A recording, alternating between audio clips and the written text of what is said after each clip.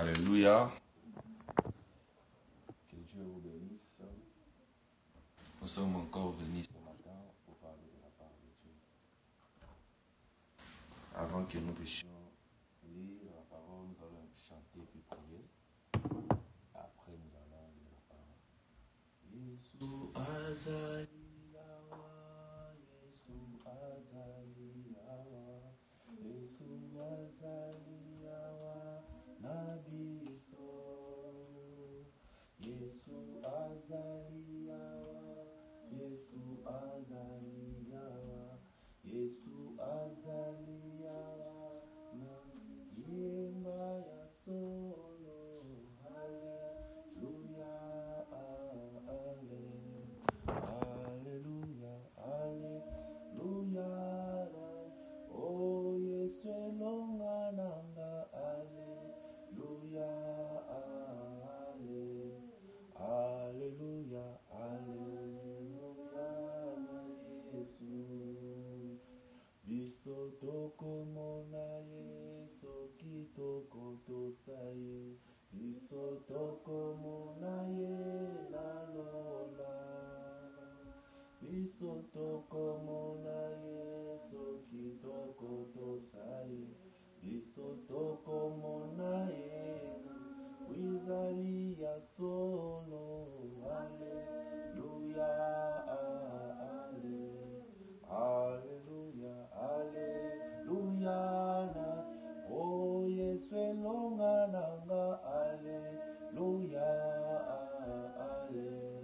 Alleluia, Alleluia, na Yesu. Prions que chacun de nous prie le Seigneur.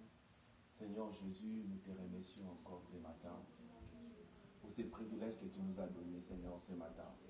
Pour cet amour que tu nous as accordé, Seigneur. Que nombreux ne l'ont pas eu, Seigneur. Par ta grâce, par ton amour, Seigneur, tu as permis, tu as voulu que nous puissions nous retrouver encore ce matin, Seigneur. Un matin, oh Dieu, qu'il y a beaucoup qui pleurent. Il y a beaucoup qui sont dans des hôpitaux. Il y a beaucoup qui sont dans des prisons innocemment parfois. Mais Seigneur Dieu, nous, qu'est-ce que nous t'avons donné pour que nous puissions mériter ce privilège, la simplicité, pour que nous puissions être fruits encore ce matin, Seigneur. Mais nous avons vu, nous avons remarqué que c'est par ton amour, c'est par ta grâce, Seigneur, que tu as permis, tu as voulu que nous puissions être à ces moments. Seigneur, nous te remercions pour cela, Seigneur. Nous te remercions pour ce que tu fais pour nous. Nous te remercions pour la grâce, oh bonté. Nous te remercions pour cette opportunité que tu nous as donnée ce matin. Nous te remercions pour cela, Seigneur.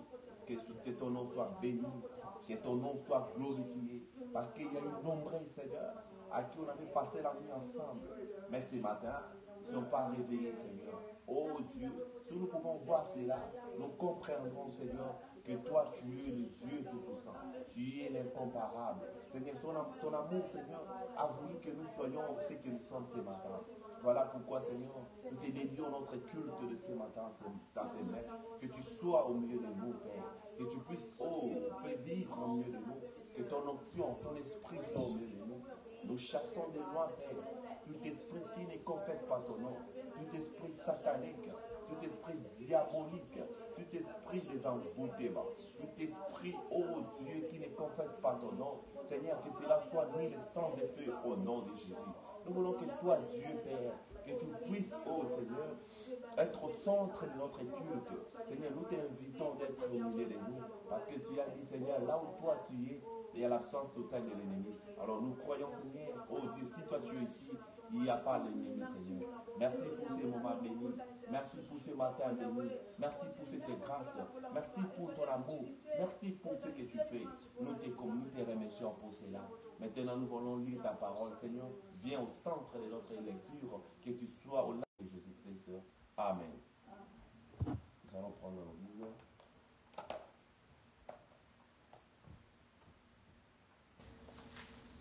Nous allons lire dans 1 Samuel.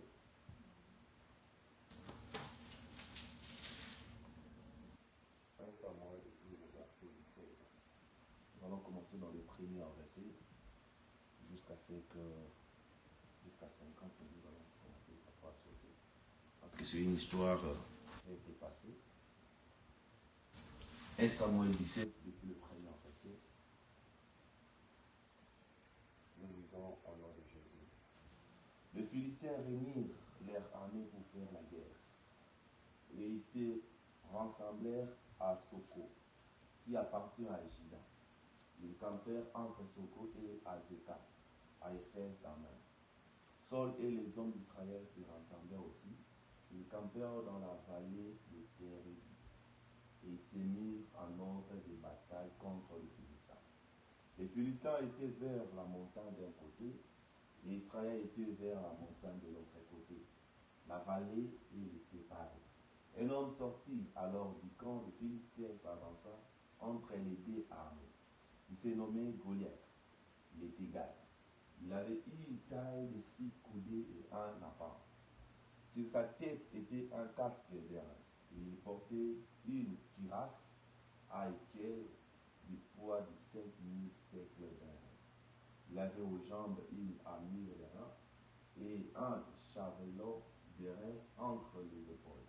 Les bois de sa lance étaient comme une soupe de viscère et la lance pesait 600 siècles de fer. Celui qui portait son bouclier marchait devant lui. Le Philistin s'arrêta et s'adressa aux troupes d'Israël rangées en bataille. Il leur cria: pourquoi sortez-vous pour vous ranger en bataille? N'ai-je pas les desseins contre moi? Non, pardon. Rangez contre la bataille, n'ai-je pas les Philistins? Et n'êtes-vous pas des esclaves de Saul? Choisissez un homme qui descend contre moi. S'il peut me battre et qu'il me tue, nous vous serons assujettis. Mais si je le porte sur lui et que je le tue, vous serez assujettis et vous nous servirez. Les Philistins disent encore: je jette en ces jours un défi à l'armée d'Israël. Donnez-moi un homme et nous nous battrons ensemble. Saul et tout Israël entendirent cette parole des Philistins. Ils furent effrayés et saisis d'une grande crainte. Or, David était fils de cet Éphratien de Bethléem de Juda, nommé Isaïe, qui avait 8 fils et qui, du temps de Saul, était vieux, avancé en âge. Et les 3 fils aînés d'Isaïe avaient suivi Saul à la guerre. Le premier-né de ces 3 fils qui étaient partis pour la guerre s'appelait Eliab, et le second Abinadab, et le troisième Shama. David était le plus jeune. Et lorsque les 3 aînés eurent suivi Saul, David s'en alla de chez Saul et revint à Bethléem pour faire être le brebis de son père. Les Philistins s'avançant matin et soir et se présenta pendant 40 jours. David dit à David son fils: prends pour tes frères ces éphrats et grains rôtis et ces 10 pains et cours au camp vers tes frères. Portez aussi ces 10 fromages au chef de leur milliers.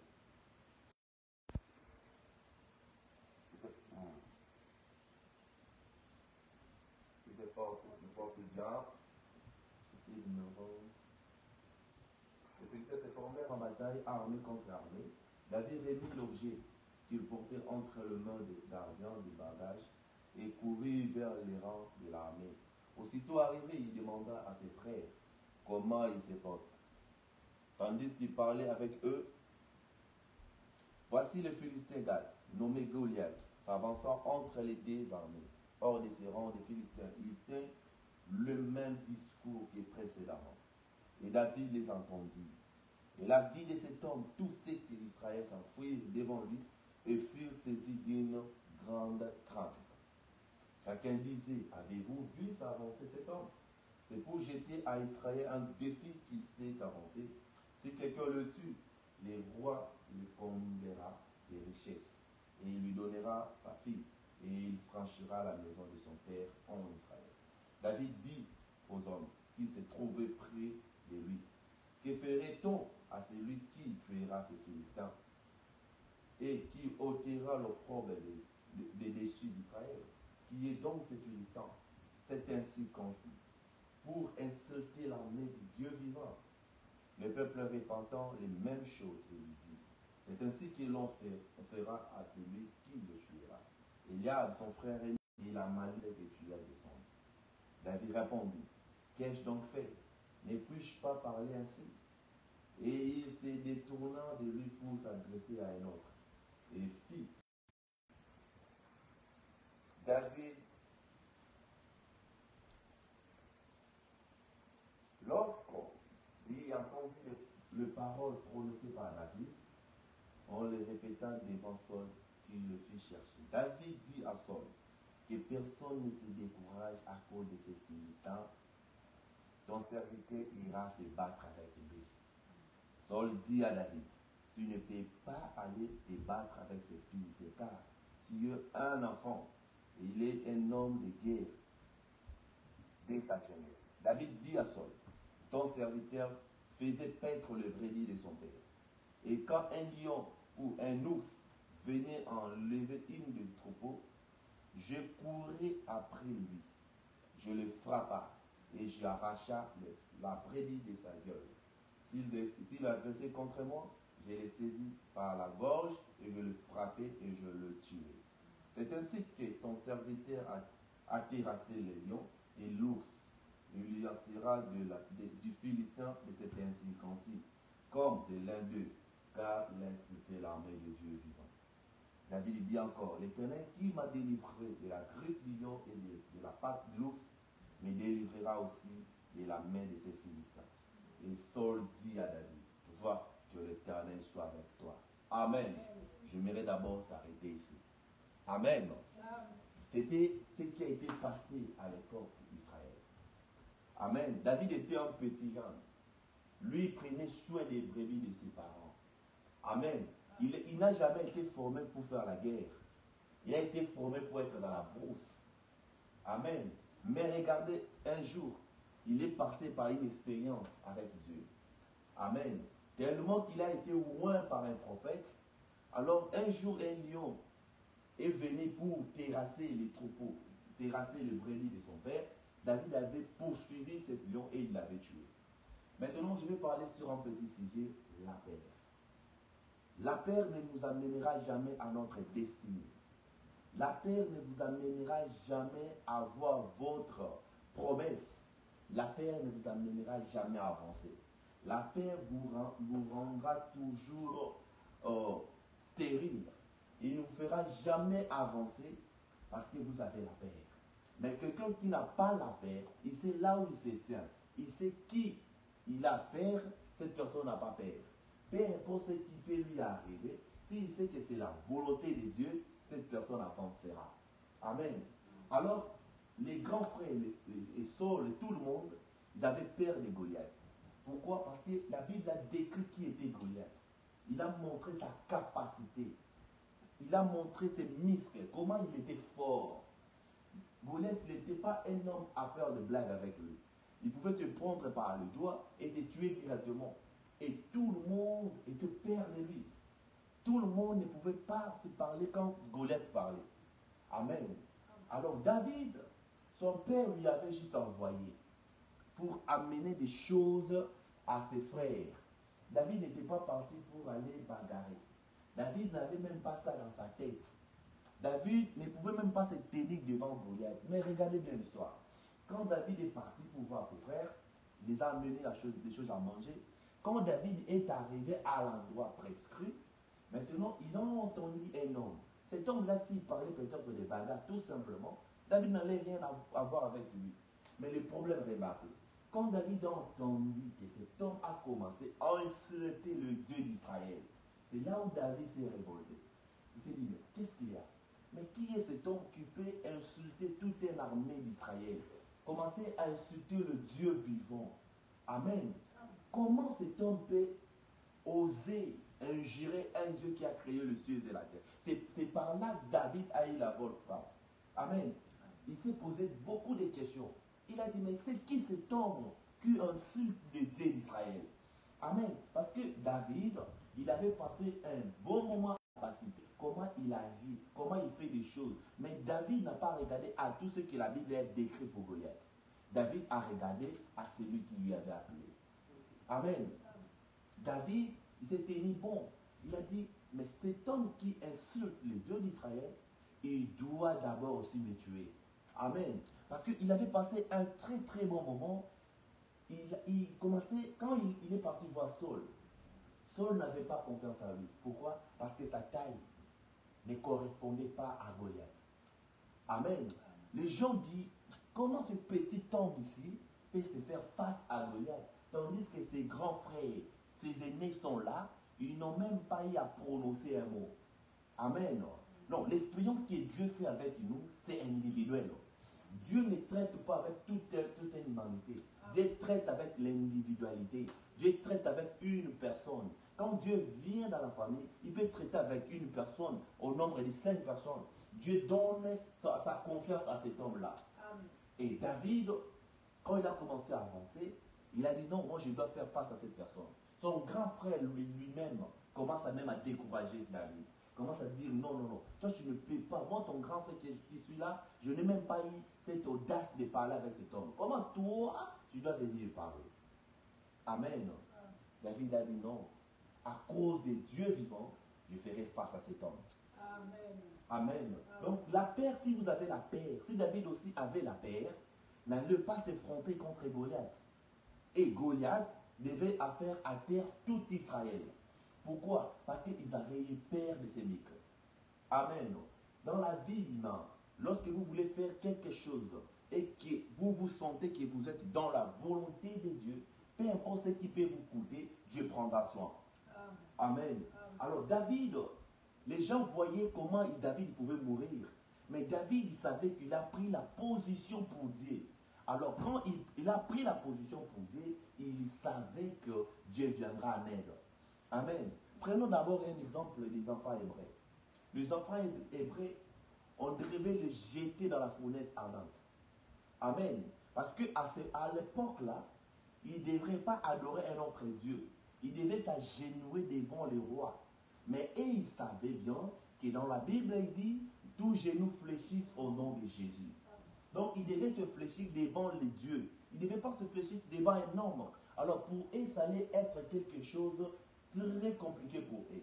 Ils ont dit, nous devons faire la volonté de Dieu. Ils ont pris la décision, la position pour Dieu. Et en ce moment-là, quand ils ont pris cette position, alors ils savaient que Dieu devait prendre position pour eux. Voilà ce que nous devons faire. Peu importe ce qui peut nous arriver, prenons d'abord la position pour Dieu. Enlevez la peur. Parce que si vous enlevez la paix, alors Dieu viendra pour vous aider. David, il a fait la même chose. David a dit non. Peu importe sa taille, peu importe sa capacité, peu importe ce muscle, moi je vais prendre la position pour Dieu. Alors il a pris la position pour Dieu. Alors Goliath, comme il était un homme orgueilleux, un homme qui avait ancré de orgueil, un homme qui se disait non, moi je suis très fort. Il a dit mais c'est qui cet enfant? Il a commencé à minimiser David. Mais il ne savait pas, derrière David, il y avait quelqu'un qui était plus fort que lui. Amen. Les gens voyaient David, mais ils ne voyaient pas celui qui était derrière David. Amen. Voilà ce que les gens voient de nous. Les gens voient qui vous êtes, mais ils ne voient pas qui est derrière vous. Amen. Et David a pris ce courage. Il a dit non, je vais enlever la paix. Parce que cet homme insulte le Dieu d'Israël. Parce que cet homme insulte le Dieu qui m'a couronné. Le Dieu qui m'avait visité. Le Dieu à qui moi j'ai confiance. Le Dieu à qui quand je parle, il me répond. Amen. Et David ne pouvait pas supporter ça. Et tout Israël était dans la paix. Personne ne pouvait parler à Goliath. Et regardez encore une chose. Quand Saul est venu maintenant voir David, il a commencé à expliquer à David qui est Goliath. Il a commencé à dire, David, regarde cet homme, toute sa jeunesse, il a appris à combattre. Toute sa vie, il a appris à s'entraîner. Mais ils ont oublié que David s'entraînait aux forêts. Il s'entraînait avec Dieu. Amen, amen. David s'entraînait avec Dieu aux forêts. Il n'avait pas besoin d'aller s'entraîner à l'armée. Mais il avait besoin de s'entraîner à celui qui a le pouvoir sur l'armée. Amen. Et David s'entraînait.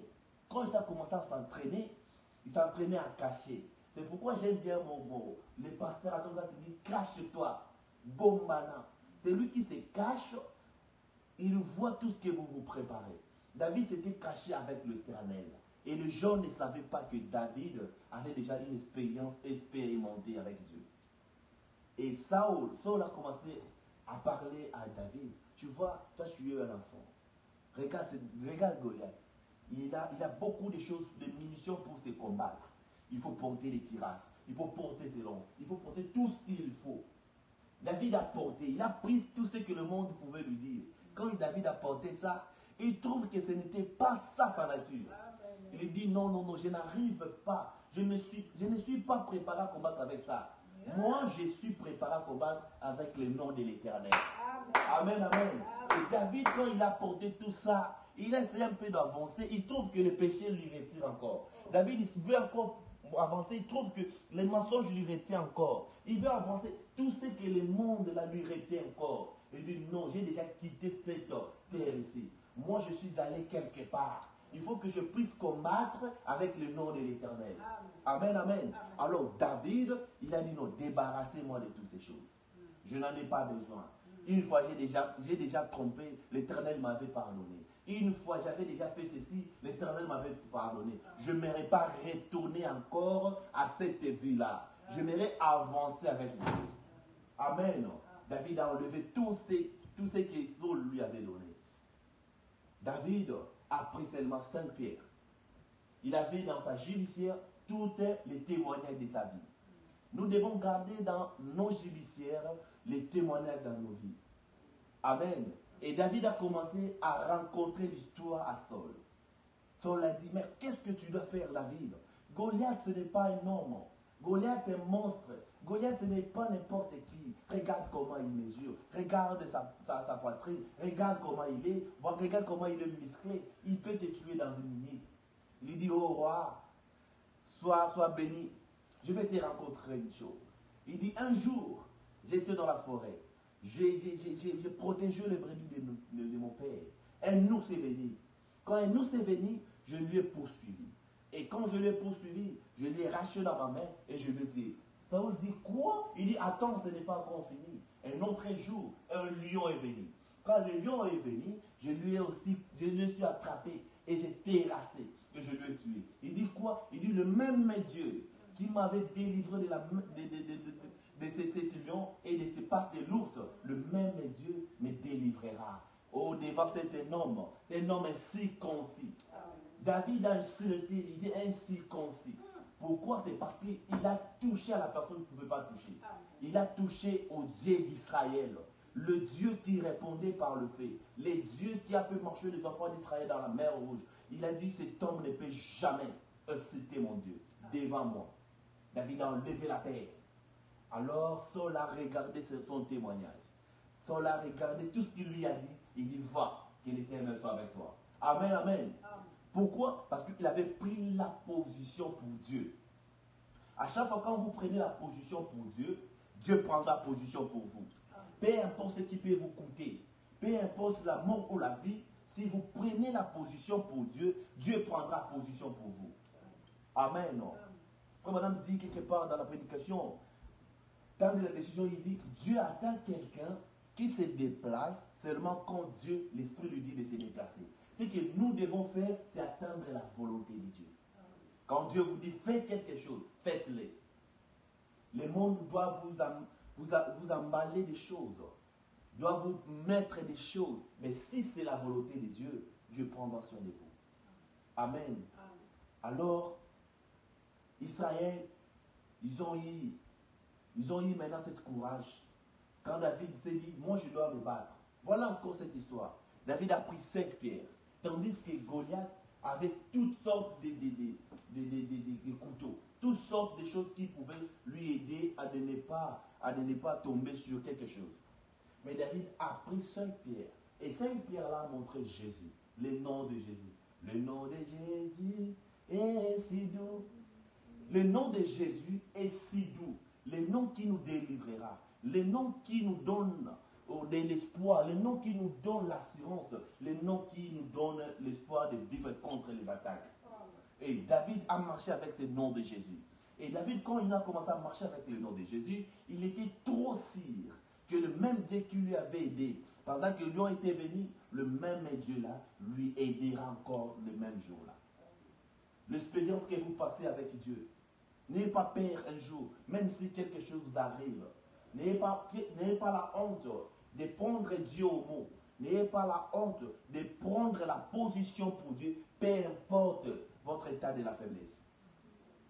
Même si vous êtes trop faible, même si tout le monde parle mal de vous, prenez toujours position de Dieu. Dieu prendra soin de vous. Amen. David ici allait aussi écouter ce que tous les Israélites lui parlaient, ce que Saul lui disait. David n'allait pas terrasser ses Goliaths.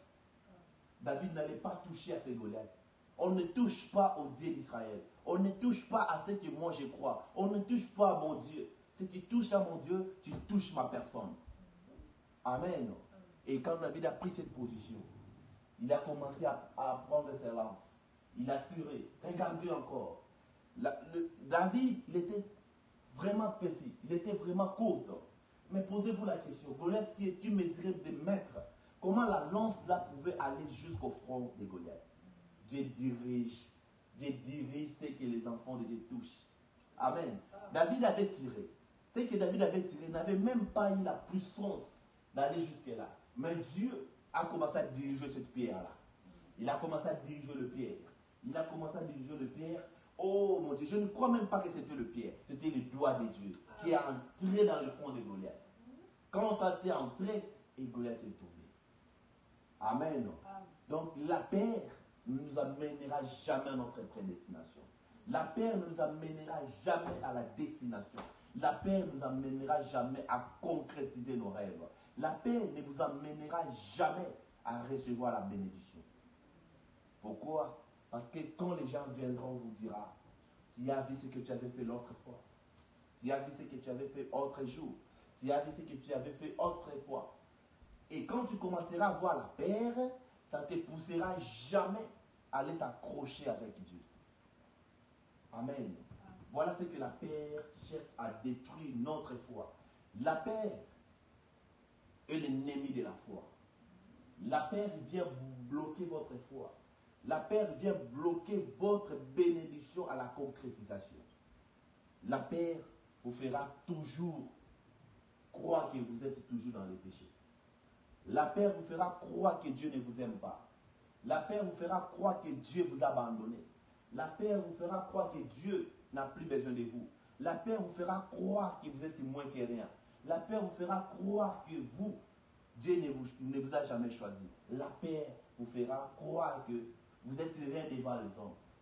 Mais ayez la foi, ayez la position pour Dieu. Croyez que Dieu qui vous avait visité un jour, le Dieu qui vous avait appelé un jour, le Dieu qui vous avait vu pendant que vous étiez dans le péché et qui vous a appelé. Parce que la Bible dit, mon peuple sortez au milieu d'eux. Le Dieu qui vous avait pris là quand vous étiez dans le péché, le même Dieu sera avec vous pendant vos épreuves. Amen. Pendant les épreuves dures de votre vie, le même Dieu qui était avec vous le début, il sera avec vous. Si seulement vous le prenez au mot, si seulement vous le prenez à la position, à la première position bien sûr, le même Dieu sera avec vous. Amen. David avait ce témoignage, il avait gardé ça dans sa judiciaire. Il commençait à montrer à Saul les parties. Il a montré au Saul le poil des lions. Il a montré à Saul le poil de l'ours pour faire croire à Saul que j'ai déjà eu l'expérience quelque part. Amen. Pour lui dire à Saul, Saul, tu sais, ne me voyez pas comme ça. Ne me voyez pas comme je suis. J'ai eu l'expérience quelque part à la forêt. Cache-toi. Même quand les gens te jettent le pied, cache-toi. Avant d'être exposé, cache-toi. Ayez d'abord confiance de savoir que Dieu t'a visité. Essaye d'abord de comprendre, d'avoir l'intimité avec ce Dieu. Quand vous sortirez, même si on vous jette le pied, même si on vous fait quoi que ce soit, vous n'aurez jamais la paix. Parce que vous savez, un jour, le Dieu là vous a visité. Il vous a visité. Amen. Il vous a visité. Vraiment dit, voyez-vous comment le diable s'y prend. Quand il pense avoir le dessus, il s'évente, il s'afflante, il fait des histoires. Saul lui-même, avec ses 7 pieds, avait peur de l'affronter. Et les armées d'Israël étaient en vécu. Ils se tenaient en retrait sur le plat de la colline, regardant l'autre côté. Et après, un drôle petit gars est arrivé. Il marcha là, et un drôle de petit grand blonde, pas trop grand petit, décharné. Mais quelque chose battait sous cette petite jaquette en peau de brebis, que les autres n'avaient pas. Il s'est avancé là, il donne des raisins et ses frères, et il leur parlait de la guerre. Mais après, ce grand géant s'est présenté et il s'est vanté jusqu'au mauvais moment. Il a dit, qui va s'avancer pour se battre avec nous? Et David a dit, qui est cet homme? Il dit, voulez-vous me dire que vous laisserez ces Philistins incirconcis se tenir là et insulter les armées de Dieu vivant?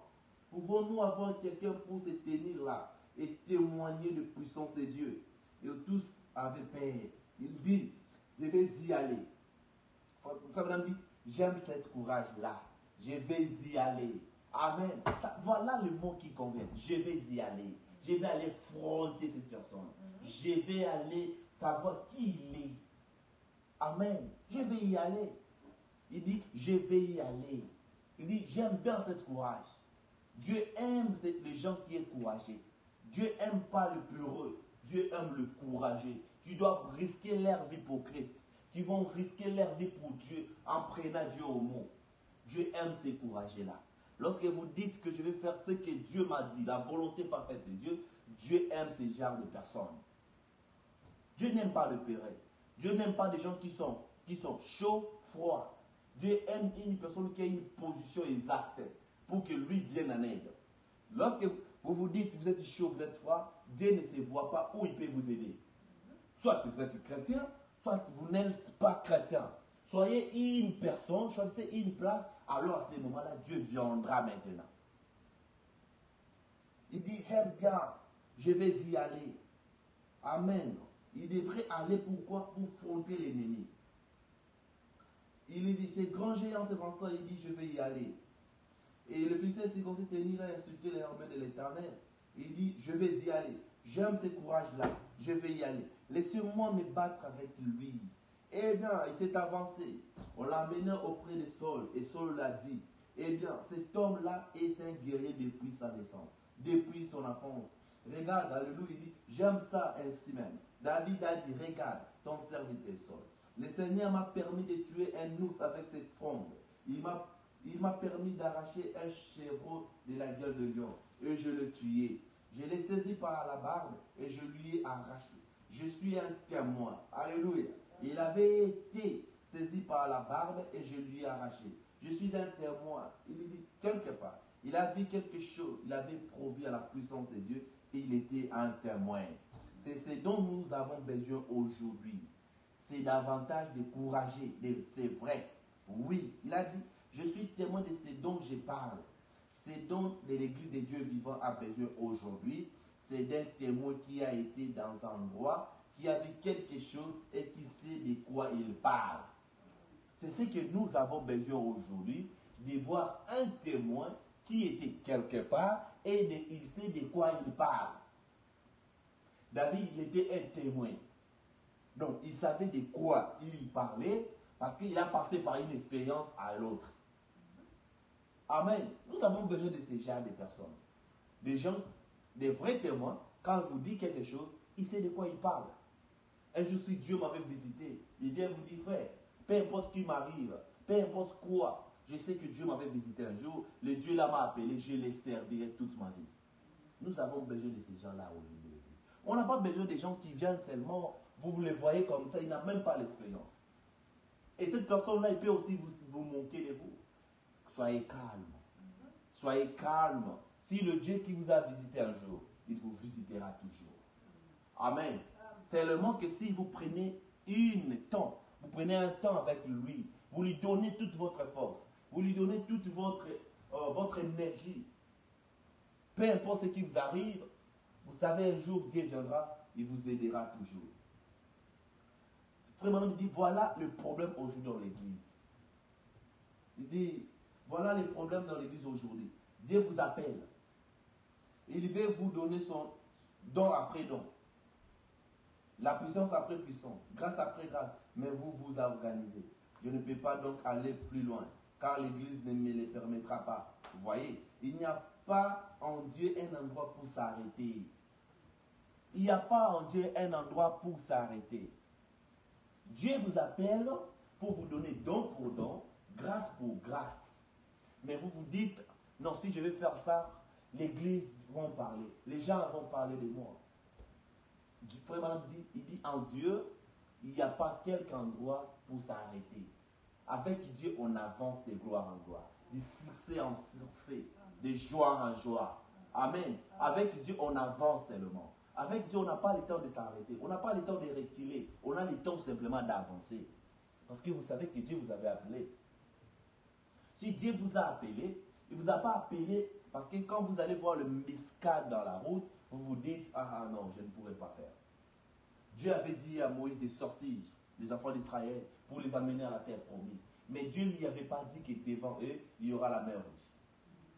Non, frère, laissez-moi vous dire quelque chose. Quand Dieu vous appelle, Dieu ne vous appelle pas pour vous faire échapper sur les épreuves. Dieu vous fera passer par les épreuves pour que vous puissiez voir sa gloire. Si Noé n'avait pas passé par les épreuves, Noé n'allait pas voir la victoire. Amen. Il devait passer par les épreuves de la vie. Comme Dieu vous appelle, mais sur votre chemin, vous passerez par les épreuves. Pourquoi? C'est pour que vous puissiez un jour dire que j'avais passé par les épreuves et Dieu m'avait délivré. Si amen, amen.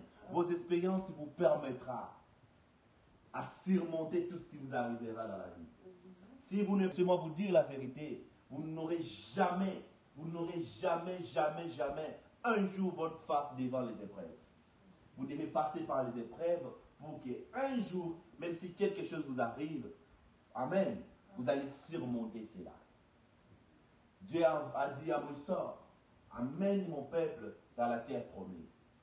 Et ça pouvait être facile, peut-être à voir ou à écouter, mais ça a été encore la plus grande, quelque chose qui était dur pour Moïse. Moïse, Dieu les a laissés, mais devant eux, ils ne savaient pas qu'il y avait la mer rouge. Ils ont commencé, voilà ce que Dieu a encore fait. Il a parlé à Moïse. Dieu, comme il est Dieu, il pouvait simplement dire à Pharaon, Pharaon ne pouvait pas avoir le cœur dire pour laisser les enfants d'Israël. Et Dieu a fait encore la même chose pour que le cœur de Pharaon puisse être dit de ne pas laisser les enfants d'Israël facilement. Vous savez pourquoi? C'était pour que Dieu puisse prouver à Moïse qu'il était Dieu. Amen. Pour prouver à Moïse qu'il était Dieu. Et quand Moïse est sorti de l'Égypte, en route, ils ont vu encore la poussière commencer à avancer. Ils ont su que c'était l'armée de Pharaon. Alors ils étaient devant un obstacle. Ils étaient devant d'une épreuve dans leur vie, devant la mer rouge. Et derrière eux, c'était l'armée de Pharaon. Devant eux, c'était la mer rouge. Ils n'avaient plus le choix.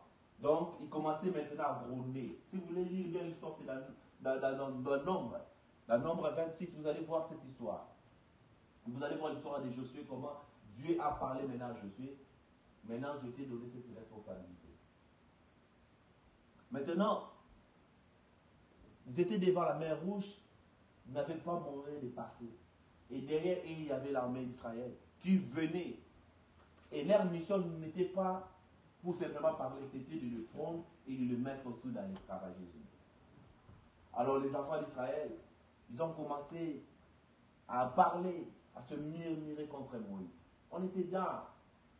Voilà ce que les humains oublient parfois. Ils oublient parfois la volonté de Dieu. Ils oublient parfois les bienfaits de Dieu. Lorsque vous êtes arrivé dans une épreuve, directement on oublie ce que Dieu a fait déjà avec vous. Ils ont oublié tout ce que Dieu avait fait pour eux pendant l'enchaînement. Pendant l'enchaînement, ils manquaient à quoi manger. Dieu avait fait descendre le pain du ciel pour qu'ils puissent manger. Ils ont tout oublié. Devant la mer rouge, ils ont commencé encore à murmurer contre Moïse. Et Moïse n'avait plus le choix. Moïse s'est tourné contre les dieux d'Israël. Et Dieu lui a dit, tu as tout ce que j'ai pu faire avec toi. Qu'est-ce que tu as dans ta main? Il a dit, j'ai un bâton. Il a dit, jette ça dans la mer. Amen. Et le même Dieu qui avait combattu avec eux en Égypte, le même Dieu qui a combattu avec eux devant la mer rouge. Et Dieu, ce qu'il a fait, il est descendu pour clôturer, pour mettre les barrières entre les pharaons, l'armée des pharaons et les enfants d'Israël. Et lorsqu'ils ont traversé, les enfants et l'armée des pharaons commençaient aussi à traverser la mer. Et Dieu a dit, maintenant, retourne la mer. Frère, dans la vie d'un chrétien, vous trouverez les épreuves. Vous trouverez tout ce qui peut vous arriver dans la vie. Mais quelque chose que je peux vous dire ce matin, n'oublie pas là où Dieu vous a ramassé. N'oublie pas une fois l'expérience que Dieu a fait avec vous. N'oublie jamais ça. Si David pouvait oublier tout ce qui lui était arrivé une fois dans la forêt, il n'allait pas avoir ce courage. Il avait gardé son témoignage. Il est parti avec ça devant Saul pour lui dire, Dieu qui m'a délivré entre les mains des lions, Dieu qui m'a fait terrasser l'ours, le même Dieu m'aidera à tuer cet incirconcis des Philistins. Le même Dieu. Le même Dieu qui m'avait visité un jour dans ma vie. Le même Dieu viendra encore lorsque vous l'apprenez au mot. Lorsque vous prenez la position pour Dieu. Lorsque vous prenez la décision de lui suivre, lui c'est dans votre vie. Il prendra soin de vous. Même si vous êtes parti à l'école, là où on dit qu'ici les enfants ne se sortent pas, ici les enfants n'avancent pas, ici les enfants, quand ils entrent ici, tu vois déjà ici aux États-Unis, quand les enfants partent à l'école, les enfants deviennent vraiment têtus. Toi tu dis, moi j'irai là-bas, j'irai avec le Dieu d'Israël, j'irai avec le nom de Dieu, et moi je sortirai sauf. Pendant que certaines personnes qui l'endroit où tu pars pour faire l'université, on dit que là-bas c'est vraiment catastrophique. Quand un enfant entre là-bas, sa vie devient vraiment mauvaise. Tu dis, moi j'irai et je sortirai sauf. Pourquoi? Parce que tu pars avec le nom de l'Éternel. Le nom de l'Éternel qui garde, le nom de l'Éternel qui protège, protégera ton chemin. Amen. David dit, le même Dieu qui m'a donné la force de tuer les lions, de tuer l'ours, il me donnera encore la force de tuer cet incirconcis des Philistins. Et Goliath ne croyait pas qu'il allait tomber. Pourquoi? Il regardait à ses muscles. Aujourd'hui, je veux que vous puissiez remplacer David, Goliath par l'esprit. Nous avons des esprits aujourd'hui. Cet esprit combat toujours. Nous avons l'esprit de Dieu, nous avons l'esprit de Satan. L'esprit de Satan est celui qui vous dit de faire toujours le mal.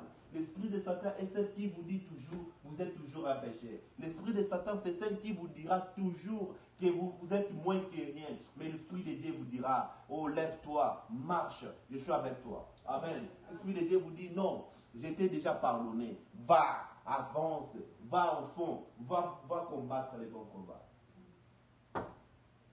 Et quand les gens vous verront, il vous dira, mais toi tu es un péché, toi tu avais commis le péché une fois. L'Esprit de Dieu dira, j'avais déjà donné ma vie à la croix pour toi. Si cet homme qui était avec Jésus sur la croix, qui n'allait pas reconnaître que celui-là était Dieu, lui aussi s'il avait peur, parce qu'ils étaient tous trois dans la croix, s'il ne pouvait pas reconnaître que celui-là est le Dieu, le Seigneur. Amen. Si la peur pouvait saisir sa vie, il n'allait pas avoir cette assurance que Dieu lui avait dit. L'autre lui a dit, on a entendu parler de toi, on t'a vu faire des miracles, on t'a vu déclarer que tu étais le Christ, mais nous sommes retrouvés de toi ici. Si tu es Dieu, sauve-toi toi-même et sauve nous autres. Et l'autre a regardé et il dit, comment tu peux dire à cet homme, donc qui n'a rien fait du mal, lui qui n'a pas tué, lui qui n'a même pas volé, lui qui n'a rien fait du mal, mais il a mérité le même sort que nous. Pourquoi tu peux dire à cette personne comme ça? Et il lui a regardé et dit, Seigneur, souviens-toi de moi. Quand tu seras là chez toi, j'aimerais que tu puisses te souvenir de moi. Et Christ l'y a regardé. Cet homme-là n'avait pas pris le temps de prendre le baptême. Cet homme-là n'avait pas pris le temps de se repentir. Parce que Pierre nous dit, repentez-vous et soyez baptisés. Cet homme-là n'avait même pas eu ce temps-là. Il n'avait pas eu le temps d'être baptisé. Il n'avait pas eu le temps d'être passé par l'eau. Amen. Il n'avait pas eu ce temps-là. Pourquoi? Parce qu'il était devant la personne qui avait toute la plénitude de la divinité. Il était devant ce Dieu-là. Et il n'avait même pas besoin de jeter. Parce que l'eau, tout ce que nous faisons, immersion, tout ce qu'on fait pour les espoirs à recevoir le Saint-Esprit, un jour j'avais trompé. Voilà ceci. Il n'avait pas eu cette peur-là. Amen. Il a eu le courage de dire face à face, en oubliant tout ce qu'il avait fait. Par quoi? Parce qu'il a reconnu qui était cette personne. Amen. David avait reconnu que le même Dieu qui lui avait donné la force de terrasser les lions et l'ours dans la forêt, il avait cru en lui que malgré le muscle de cette personne, malgré la compatibilité de cette personne, le même Dieu que moi j'ai connu une fois dans la forêt, le même Dieu est encore vivant. Hébreux 13, 8, il nous dit que Jésus-Christ est le même hier, aujourd'hui et pour toujours. Le même Dieu qui agissait à l'époque, le même Dieu qui peut agir encore aujourd'hui. Il n'a pas de limite dans sa vie. Il n'a pas de limite de tout ce qu'il fait. Tout ce qu'il fait, c'est toujours bon. Amen. Cet homme-là n'avait pas eu le temps de se repentir. Cet homme-là n'avait pas eu le temps de passer par les eaux. Cet homme-là n'avait pas eu le temps, amen, même de lire la Bible. Parce que toute sa vie, il était un meurtrier. Prenons Paul. Paul n'avait pas eu le temps d'aller voir le pasteur. Paul n'avait pas eu le temps de tomber pour écouter la voix de Dieu. Paul n'avait pas eu le temps d'aller se repentir pour écouter la voix de Dieu. Mais à ce temps-là, Paul, il était encore un meurtrier. Et son chemin de Damas, ce n'était pas pour aller prier, ce n'était pas pour aller faire des campagnes, mais c'était pour terrasser les serviteurs de Dieu. C'était pour tuer les serviteurs de Dieu. Mais en son chemin, comme il a été prédestiné pour Dieu, qui devait porter la parole de Dieu, dans son chemin, il a entendu une voix lui dire, Paul, pourquoi tu me persécutes? Il avait dit, pourquoi tu me fais du mal? Amen. Mais en réalité, Paul ne faisait pas à Dieu du mal. Il faisait aux hommes que nous voyons. Alors la Bible dit, à chaque fois qu'on vous donnez de l'eau à mes serviteurs, c'est à moi que vous donnez. Amen. Parce que la Bible dit, créez l'homme en notre image, selon notre ressemblance. Nous nous ressemblons à Dieu. Nous nous ressemblons à son image. Alors quand Paul faisait tuer les enfants de Dieu, quand Paul maltraitait les serviteurs de Dieu, il faisait ça à Dieu. Lorsqu'on vous fait du mal, si vous êtes élu de Dieu, on sait à ce moment-là, on fait Dieu du mal. Et Dieu prendra position pour vous. Amen. Amen. À chaque fois qu'on vous fait du mal, à chaque fois quand les gens vous combattent, n'ayez pas peur. Il y a quelqu'un qui est quelque part, qui prendra position. Un jour, il viendra et il dira, vous m'avez fait du mal. Vous allez vous poser des questions, mais Dieu, quand est-ce que moi je prêchais ta parole? Moi j'ai fait tout ce qu'il fallait faire, mais moi je t'ai jamais fait du mal. Il dit, un jour, tu avais touché ma fille. Un jour, tu avais touché mon fils. Un jour, tu avais fait ceci. Un jour, tu avais fait cela. Et Dieu prendra position. Et Dieu vous rendra ce que vous avez fait. Amen. Oh, cette femme-là qui perdait le sang. S'il avait peur, il n'allait jamais avoir la solution dans sa vie. S'il avait eu peur, elle n'allait jamais toucher le vêtement de Dieu. Mais il a eu le courage. Il dit non, non, le sang qui me sortent. J'ai déjà visité toutes les docteurs de ce pays. J'ai déjà visité tout le monde, mais je n'ai jamais eu la solution. Mais j'ai entendu quelqu'un qui prêchait à qui, quand il dit des choses, il parlait toujours en parabole, mais il y avait des vitamines qui sortaient en lui. Il dit non, je vais aller toucher. Je vais aller toucher les vêtements de cet homme. Amen. Je vais aller toucher le vêtement de cet homme. Et là, il avait beaucoup de personnes qui pouvaient lui empêcher, qui pouvaient dire, regarde, tu es très sale, regarde comment toi tu es. Elle n'a même pas regardé à sa formance, elle n'a même pas regardé à sa personnalité, elle n'a même pas regardé comment le sang allait sortir. Elle a dit, non, je vais aller toucher cet homme. Il dit, si je touche simplement son vêtement, moi, je serai guéri. Et quand il a touché le vêtement de Dieu, tellement il avait, parce qu'il y avait beaucoup de gens qui touchaient Jésus, parce qu'il y avait foule de gens. Mais lui, il y avait une différence. Pourquoi? Parce qu'il avait la détermination. Et la détermination dans tout ce que vous faites, peu importe ce qui peut vous coûter, et la détermination. Dieu saura de quoi vous voulez faire. Et Dieu savait que cette personne qu'il avait touché dans le vêtement, je ne pense pas qu'elle avait touché vraiment tout le vêtement de Dieu. Peut-être que c'était seulement une partie. Mais l'onction est descendue. L'onction est sortie de ses yeux pour aller guérir cet homme. Et ce Dieu dit, j'ai senti quelqu'un m'a touché.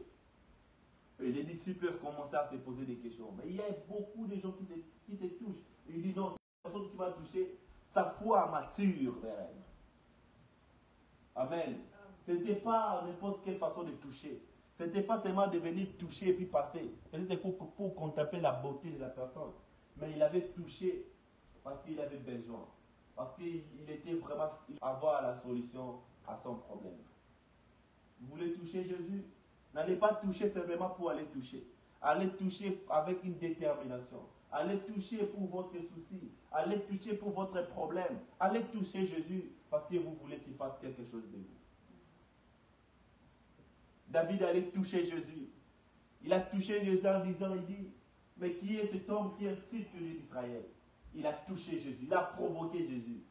Il dit, non, je ne peux jamais accepter voir cet homme incirconcis insulter mon Dieu. Oh frère, arrêtez parfois de vouloir faire du mal aux enfants de Dieu. Un jour, Dieu vous visitera. Un jour, Dieu viendra, vous dira que celui-là que vous touchez, c'est mon Élie. Amen. Oh, David, vous pouvez faire face contre Goliath parce qu'il savait qu'il était le lit de Dieu. Et Goliath ne savait pas que David était le lit de Dieu. Parce que Goliath, toute sa vie, tuait les gens. Il tuait. Et pour David, c'était quelque chose de 2 secondes. Parce que David ne correspondait même pas à sa taille. Ça allait être quelque chose de quelques secondes et David allait mourir. Mais cette fois-ci-là, il s'était adressé à une mauvaise adresse. Cette fois-ci-là, il s'était adressé à une mauvaise personne. Cette fois-ci-là, ce n'était pas n'importe quelle personne. C'était un enfant de Dieu, un Élie de Dieu à qui il allait affaire. Amen. Ce n'était pas les mêmes personnes que Goliath tuait. Ce n'était pas les mêmes personnes que Goliath avait toujours l'habitude de gronder. Ce n'était pas les mêmes personnes que Goliath avait l'habitude de frapper. Cette fois-ci-là, c'était vraiment un Élie de Dieu. C'était un enfant de Dieu. Il avait affaire avec Dieu. Lorsque vous touchez un enfant de Dieu, sache-le bien, vous touchez Dieu. Lorsque vous touchez un enfant de Dieu, sache-le bien que vous touchez Dieu. À chaque fois quand vous donnez des bonnes choses, même un tasse de verre à un enfant de Dieu, c'est à Dieu que vous donnez. N'oubliez pas cela. Nous avons un maître qui est juste un avocat qui est auprès du Père.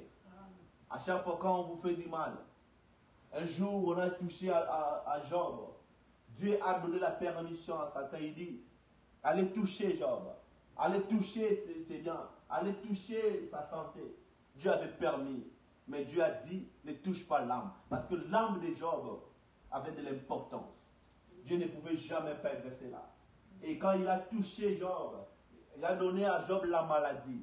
Il a donné à Job tout ce qu'il lui fallait. Il a retiré même les enfants de Job. Oh, Job était devenu vraiment malheureux. Job n'avait plus la force. Job avait toujours confiance à Dieu. Et sa femme est venue, il dit, Job, voilà tout ce qui t'arrive. Voilà comment tu es devenu pâle. Voilà comment tu es devenu malade. Voilà même tes enfants, tes serviteurs, tes brebis, tout. Tu n'as plus, tu es pauvre, tu n'as rien. Non, Job n'était pas pauvre. Il était pauvre par la chair, mais il était riche en esprit. Parce qu'il s'était né à Dieu. Sa femme dit, maudit c'est Dieu et mère. Oh, Job a dit, pourquoi tu parles comme une femme insensée? Pourquoi tu parles comme une femme qui n'a pas la sagesse? Comment tu parles comme une femme qui n'a pas l'esprit?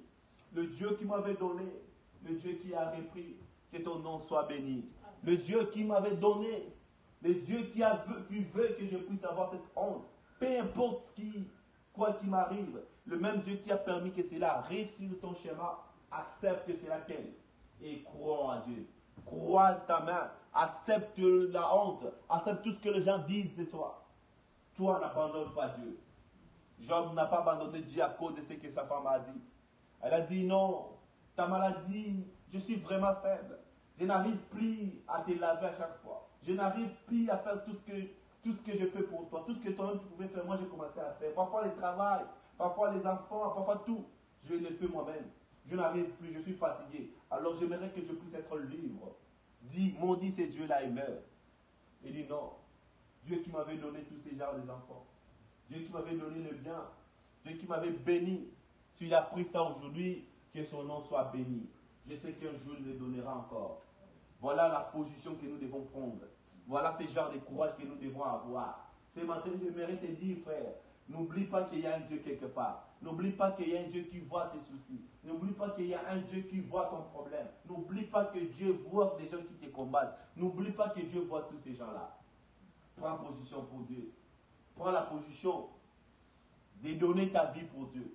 Prends la position de dire, même s'il m'arrivait que je puisse mourir, que je puisse mourir à cause de la parole de Dieu. Que je puisse mourir à cause de quelque chose de vrai. À cause de quelque chose. Les gens peuvent te laisser. Des amis peuvent t'abandonner. Les hommes de ce monde peuvent te laisser, mais Dieu ne te laissera jamais si tu prends position pour lui. Si seulement tu prends position pour Dieu, si seulement tu prends position pour la parole de Dieu, Dieu ne t'abandonnera jamais. David avait pris la position parce qu'on siltait le nom de l'Éternel, parce qu'on siltait son Dieu. Il a pris position pour Dieu en disant non, je ne peux pas voir cet homme incirconcis insulter mon Dieu. Je ne peux pas voir cet homme qui n'a même pas de valeur devant mon Dieu insulter l'armée d'Israël.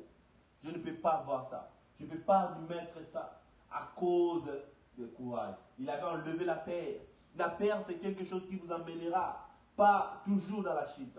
La paix vous amènera de ne pas avancer. La paix vous amènera à ne pas concrétiser votre vie. La paix vous amènera que vous êtes moins que rien. La paix vous fera croire que Dieu ne vous connaît pas. La paix vous fera croire que vous n'êtes pas un fils, vous n'êtes pas un fils de Dieu. La paix vous fera croire que vous n'êtes rien. La paix vous fera croire que Dieu vous a abandonné. La paix vous fera croire que les épreuves que vous passez, que Dieu ne voit pas ça. La paix vous fera croire que votre souffrance, Dieu ne voit pas ça. La paix vous fera croire que vous n'aurez pas des enfants. La paix vous fera croire que vous n'allez pas vous marier. La paix vous fera croire que vous aurez toujours la maladie dans votre vie. Ça, c'est la paix qui vous dira ça. Et la crainte à Dieu, la paix quittera. Et la foi en Dieu, la paix partira. Et la confiance à Dieu, la paix vous laissera. Et quand la paix vous quittera, vous serez des hommes, des femmes courageuses. Vous serez des hommes qui vont toujours faire face devant les épreuves. Les épreuves de la vie, n'oubliez pas cela. Gardez ça pour être un jour votre histoire vivante. Les épreuves de votre vie vous servira un jour à donner encore de l'espoir à quelqu'un d'autre. Les épreuves de votre vie vous donnera encore un jour une expérience personnelle. Quand quelqu'un viendra vers vous, vous dit voilà telle épreuve m'arrive, voilà telle situation m'arrive, vous aurez la capacité de lui transmettre quelque chose et lui donner l'espoir. Ce matin, j'ai parlé sur enlever la paix. La paix, c'est juste pour vous amener à comprendre que la paix ne vous amènera jamais quelque part. La paix vous fera croire toujours que vous n'êtes rien et vous allez être là stérile. Pourquoi? Parce que vous avez la paix. Vous n'oserez pas faire quelque chose de bien à cause de la paix. Que Dieu vous bénisse. Nous avons fini notre temps de la prédication. Par la grâce de Dieu, si Dieu nous donne encore la vie, nous allons parler encore de d'autres sujets. Amen. Yesu ndeko na boliro yo olingi owi olingi nani yo kufela kinga ito dalisi nanze oyemba aleluya nalingi ongai nalingi emasia aleluya oui aleluya na Yesu enga nalingi ongai nalingi papa nanga aleluya na oyemba aleluya nalingi ongai nalingi emasia aleluya na Yesu enga nalingi ongai nalingi papa nanga aleluya na Yesu. Oh Yesu yo malamu yo pesa kinga bomo kozala sena sekobo moye kosi oyemba aleluya ga nalingi ongai nalingi emasia aleluya na Yesu engai nalingi ongai nalingi papa nanga aleluya na Yesu. Atapasi soko oyo kolongwa nanga ite oyo sopaki makila oprete ngai nazwa bomo yemba alleluya nalingi o ngai nalingi ye masiya o alleluya mi alleluya na Yesu wenga nalingi o ngai nalingi papa nanga alleluya na Yesu o atabato bakobo bango bakolinga satana o iyo lingi bato nyonso oyo koboya mutote yemba alleluya nalingi o ngai nalingi ye masiya alleluya oui alleluya na Yesu ngai nalingi o ngai nalingi papa na ngai alleluya na Yesu o Yesu azali awa Yesu azali awa Yesu azali awa oh Yesu azali awa Yesu azali awa Yesu azali awa yemba ya solo alleluya alleluya alleluya oh Yesu elonga nanga alleluya alleluya oh bisoto komona Yesu kitoko dosaye ezali ya solo alleluya alleluya alleluya oh oui Yesu elonga nanga oh alleluya alleluya naye yemba ya solo alleluya alleluya alleluya oh Yesu elonga nanga alleluya alleluya alleluya na Yesu. Que chacun de nous prie maintenant, qu'il puisse demander à Dieu, dire Seigneur, j'aimerais que tu puisses enlever cette paix. J'aimerais que tu puisses enlever la paix dans mon âme. J'aimerais que tu puisses enlever la paix. Pendant que je vais prendre la position pour ta parole, j'aimerais que la paix me quitte. Que chacun de nous prie le Seigneur. Seigneur Dieu, nous avons entendu ta parole. Tu nous as parlé sur la paix. Nous avons compris que la paix ne nous amènera pas à notre destinée. Nous avons compris que la paix ne nous amènera pas à notre vie, Seigneur. La vie de chaque jour. Oh Dieu, nous croyons, Père Seigneur. Seigneur Jésus, si la paix entre en nous, Seigneur, nous n'allons pas faire force devant toutes les épreuves qui nous arrivent dans la vie.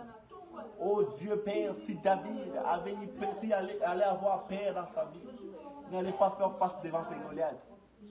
Oh Dieu, David n'avait pas peur. Pourquoi? Parce que tu l'avais visité dans sa vie. Tu lui avais donné l'expérience dans sa vie. Voilà pourquoi David pouvait témoigner ta grandeur.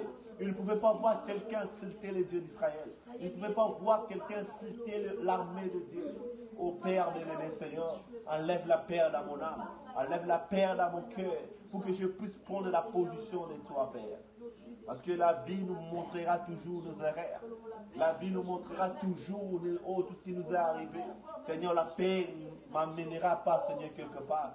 Oh, la paix me rendra stérile.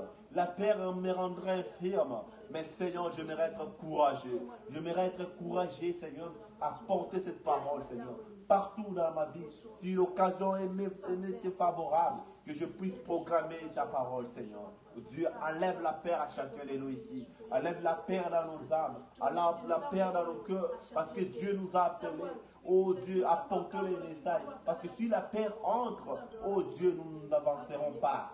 Voilà pourquoi, Seigneur, nous ne voulons pas que la paix nous terrasse. Nous ne voulons pas que la paix nous rende stériles. Nous ne voulons pas que la paix nous rende infirmes. Nous ne voulons pas la paix nous prendre position. Nous ne voulons pas la paix prendre la position dans nos vies. Nous ne voulons pas la paix nous prendre une place sur nous. Nous voulons passer là, Seigneur. Parce que la paix n'emmènera pas quelque part. La paix n'emmènera pas à la terre promise. La paix me rendra toujours, me retiendra toujours dans l'Égypte. Mais Seigneur, je me relever ce genre de paix pour que je puisse aller à la terre promise. Seigneur Dieu, merci. Merci, oh Dieu. Donne-moi ce courage, Seigneur. Le courage de porter mes fardeaux. Le courage de porter ma croix. Le courage de te suivre pas à pas. Dieu bien-aimé, merci. Merci parce que tu nous as parlé ce matin. Oh Dieu, les erreurs de nos vies. Oh, peut être le miroir, Seigneur, pour dire un jour, j'étais quelque part faible, mais un jour je suis devenu fort à cause de ta main, Seigneur, à cause de toi, Père, parce que je me suis caché quelque part, je me suis caché dans l'intimité avec toi, je me suis caché quelque part pour apprendre encore avec toi, Seigneur. Dieu merci, Père.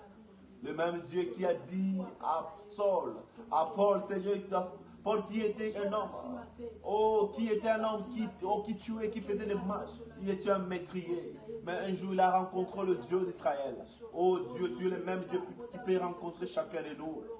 Nous qui étions, Seigneur Dieu, pécheurs une fois. Oh Seigneur, viens en aide. Nous voulons que nous puissions, Père bien-aimé, enlever la peur dans nos cœurs. Nous voulons enlever la peur dans nos vies. C'est ce que nous voulons faire, Seigneur. Nous voulons que tu puisses, Seigneur Dieu plus puissant, nous donner le courage, nous donner la puissance vivifiante, la puissance qui nous guide, la puissance qui doit nous amener à notre prédestination. Seigneur Dieu, merci à chacun de nous. Que tu puisses, la journée finira. Nous voulons que tu sois avec nous. Là où nous allons nous déambuler, là où nous allons marcher, Seigneur, laisse que la main de l'Éternel puisse être avec nous. Parce que, Seigneur Dieu, tu as dit, là où vos pieds vont être piétinés, moi, l'Éternel, je vous les donne. Seigneur, donne-nous le pouvoir de piétiner même sur les scorpions, de piétiner sur les serpents, de piétiner tous les animaux, Père, parce que tu nous as donné le pouvoir là, Seigneur. Merci, Seigneur Dieu. Peu importe ce qui nous arrivera, Seigneur, enlève la paix. Laisse que ton esprit entre à chacun, que nous puissions te glorifier, que nous puissions dire que tu es vivant. Merci, Seigneur, comme David l'avait dit, que toi, tu étais vivant, nous aussi, nous voulons le dire de la même manière. Seigneur Dieu, sois avec nous, enlève tout esprit que l'ennemi planifie pour nous, que cela soit nul et sans effet au nom de Jésus. Seigneur, nous savons quand quelqu'un prend la position pour toi, toi aussi tu prends position pour lui. Seigneur, fais cela pour ta sainte gloire, dans le merveilleux nom de notre Seigneur et Sauveur Jésus, que nous avons demandé ainsi prier. Amen. Que Dieu vous bénisse. Nous sommes très contents parce que Dieu nous a parlé de la parole. Alors, par la grâce de Dieu, nous allons nous retrouver la semaine prochaine. Que le Seigneur vous bénisse tous.